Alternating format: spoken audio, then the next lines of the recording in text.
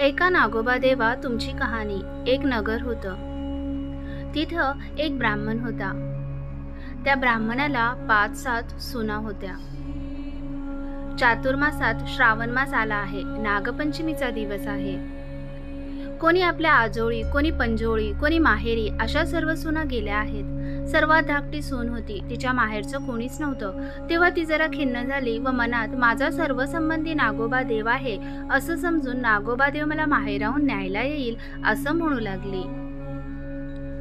शेष भगवानास तिची करुणा आली. त्यानं ब्राह्मणाचा वेश घेतला व त्या मुलीला नेण्याकरता आला. ब्राह्मण विचारात पडला, हा इतके दिवस कुठं लपून राहिला व आत्ताच कुठून आला.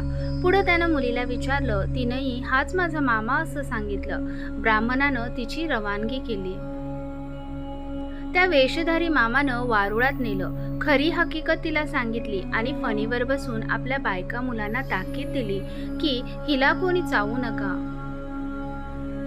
एके दिवशी नागाची नागिन बाळंत होऊ लागली. तेव्हा तिला हातात दिवा धरायला सांगितला.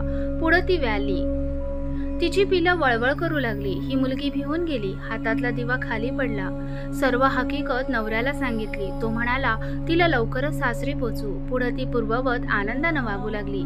एके दिवशी मुलीला अपार संपत्ती दिली. आपण मनुष्य देह धारण करून तिला सासरी पोचती केली. नागाची पोरं मोठी झाली. आपल्या आईपाशी चौकशी केली. आमची शेपट कशाने तुटली. तिनं मुलीची गोष्ट सांगितली. त्यांना फार राग आला. हिचा सूड घ्यावा म्हणून तिच्या घरी गेले. मुलीने आपल्या घरी पाटावर व भिंतीवर नागाची चित्र काढली. त्यांची पूजा केली. जवळ नागाने लाह्या, दूध वगैरे ठेवलं. उकडीचा नैवेद्य दाखवला. हा सर्व प्रकार नागाची पिल्लं पाहत आहेत. सरतेशेवटी तिनं देवाची प्रार्थना केली. जय नागोबा देवा, जिथं माझे भाऊ लांडोबा पुंडोबा असतील तिथं खुशाल असोत असे म्हणून नमस्कार केला.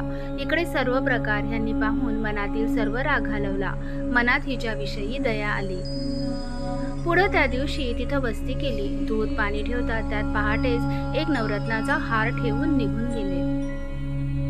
दुसऱ्या दिवशी हार उचलून गळ्यात घातला तर जसा तिला नागोबा प्रसन्न झाला तसा तुम्हा आम्हा हो ही 60 उत्तराची कहाणी 5 उत्तरे सुफळ संपूर्ण.